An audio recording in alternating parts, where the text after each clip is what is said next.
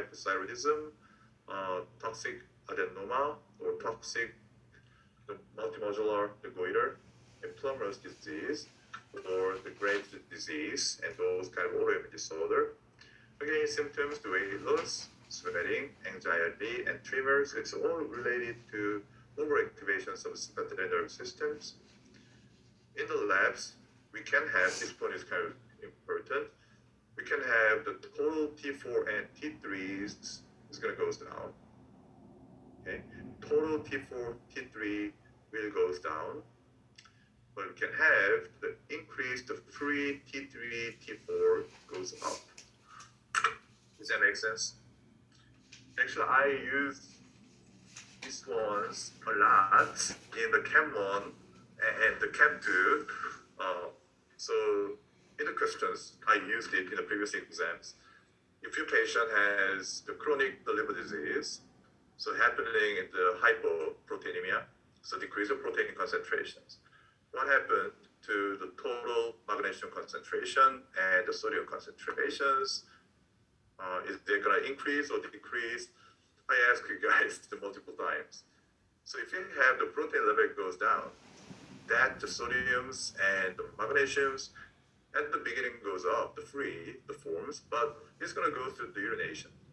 So the overall, at the end, the total, the magnesiums and the sodium concentration will goes down. So that's kind of the ideas we discussed in the previous one. In here is we have hyperthyroidism, same thing. So we have hypothyroidisms. Liver is no problem at all. But the hypothyroidisms increase the metabolic rate so that the glucose being used, lipid being used, and the protein degradation also can be enhanced. Does that make sense? So we can say the proteins that can bind to the T3 and T4 is going to go down.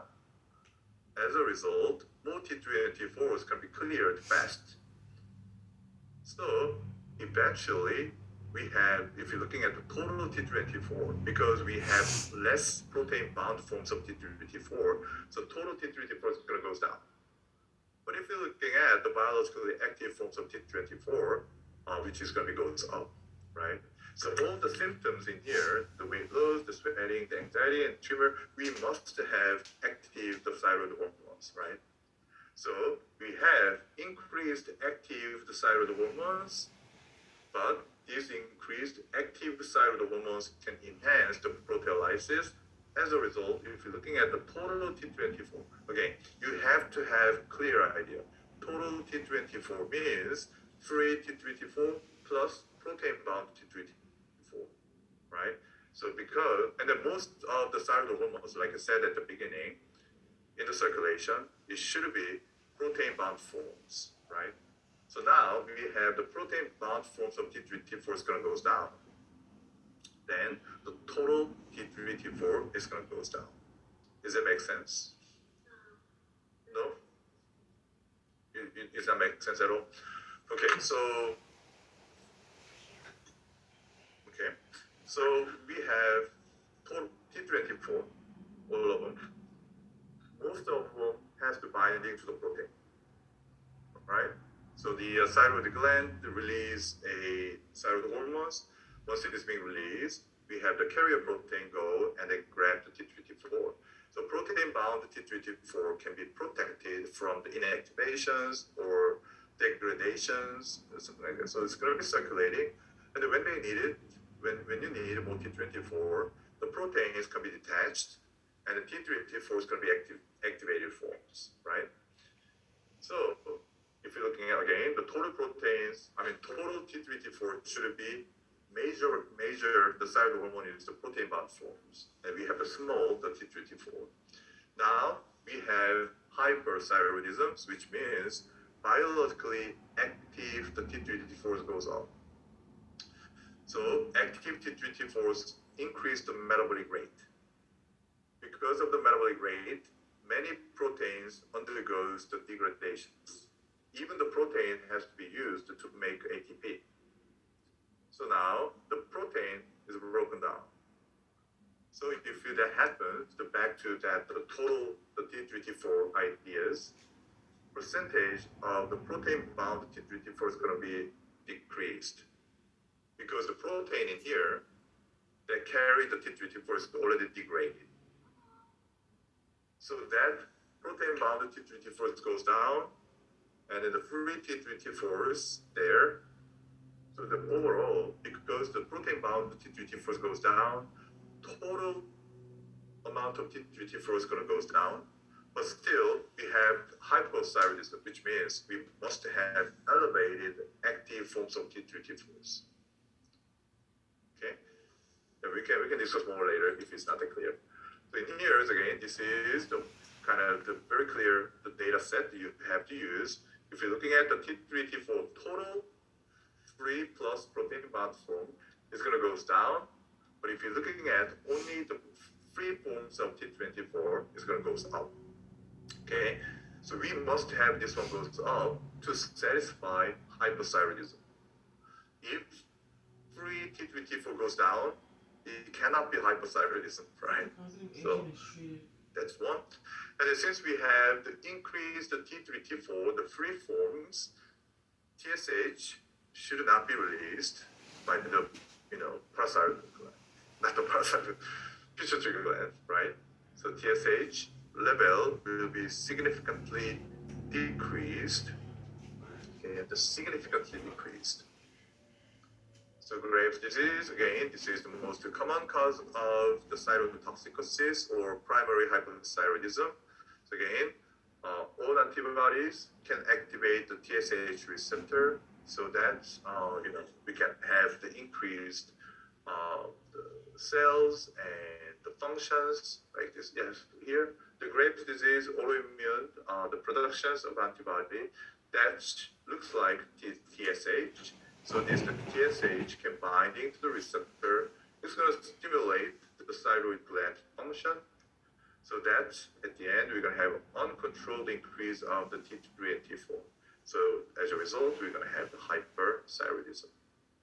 So can you see the difference between Hashimoto's and the Graves'? Okay. Right, so that's the pathological condition, and like I said, all of these pathological conditions will be very important, and then it's going to be on your exams. So analysis we can use a TSH again. Most popular and useful test assessing the thyroid function is the TSH for sure. And the serum T3 and T4 levels is going to be measured by using the RIA, the radioimmunoassay, chemiluminescent assays, or similar immunometric technology can be used. RIA is oftentimes being used, the radio-labeled iodine 125 can be used, and then you can measure how much the thyroid hormone has the iodine, the radio-labeled iodine attached, right? Those kind of stuff can be used. And then the most of the thyroid hormones again is bound to the proteins. Any alterations in the thyroid binding proteins is going to be required to lead to the total T3, T4 levels out of the range. So again, if you have hyperthyroidism, the levels of the TBG is going to go down. As a result, the total T3 and T4 levels is going to become abnormal, right? So you can use that one. And the last one is the free thyroxine index. We can keep calculating it, the T4 level, the times the T3 uptake. Then we can get the free thyroid, the index values. And then the T3 uptake, it used to be used oftentimes, but now it's less popular. This is the T3, T4, because of T3, T4, and the TSH data, oftentimes that's good enough to the diagnosis procedures.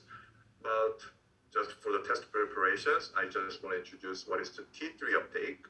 So T3 uptake is basically what you measure is actually the TBG. The thyroid binding globulin level is going to be quantified, and then this one is known as the T3 uptake. Okay. But again, this is not that popular nowadays. Okay, so iodine is indeed very important for the thyroid hormone, the synthesis. Okay, so this is the thyroid gland, and we can have another 15-minute breaks, and then I'm going to go on to the last part of endocrinology.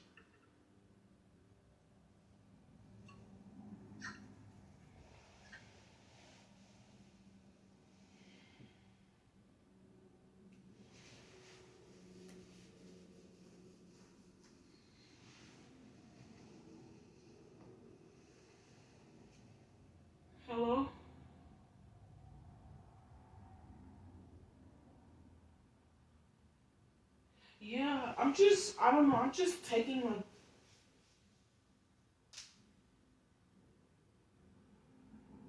yeah, like which is which. But he was saying like there's no right or wrong answer because they all could be like intertwined because they're all like inflammation technically. So he was saying there's no wrong or right answer, just like write what you think. So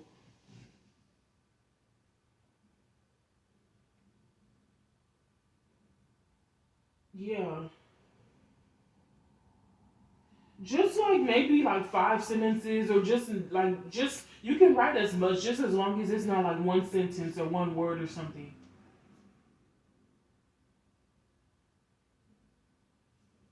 Yeah, just write like 2 or 3 sentences, 4 sentences. I only did the first one, the normal patient, and then the second patient. I'm not sure which condition it has because it has elevated beta and gamma. But the A2 is like it's low, but it's like almost normal. So I don't know. I just put chronic inflammation, but maybe you could do which one you think, and then we could compare like that. You already made the graph. Oh, did your brother help you?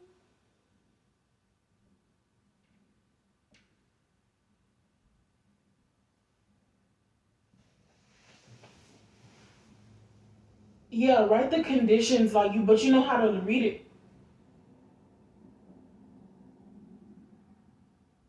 I'm not using the graph. I'm just using the numbers. You don't really need to use the graph. Just use the numbers. Yeah, the numbers should be, if it's not, you know the normal range, right? It's on the first sheet. And then you write out the patients. If they're elevated, then you look for the elevated conditions like that.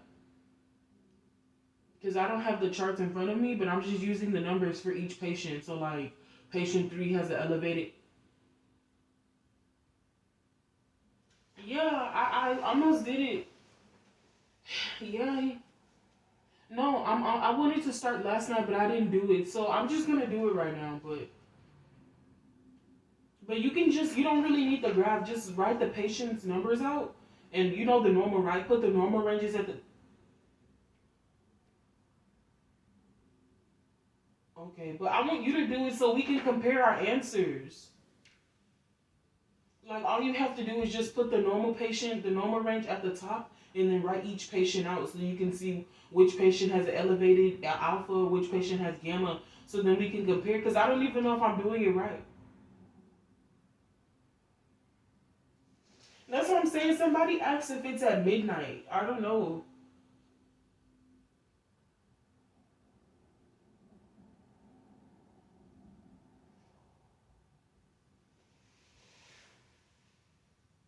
Yeah, I thought I think if most people don't do it, then he'll give us an extension. Cause I really thought that it was due like the last week of school. Huh? Yeah. All right. Yeah. All right. Well, I'll talk to you later. Mm-hmm. Girl, you need to stop being stupid.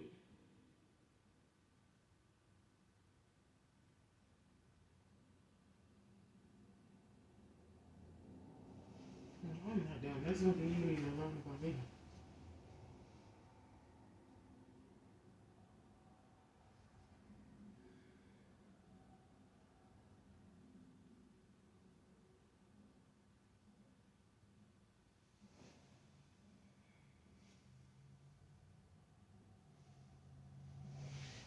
If the cousin's agent is treated within the patient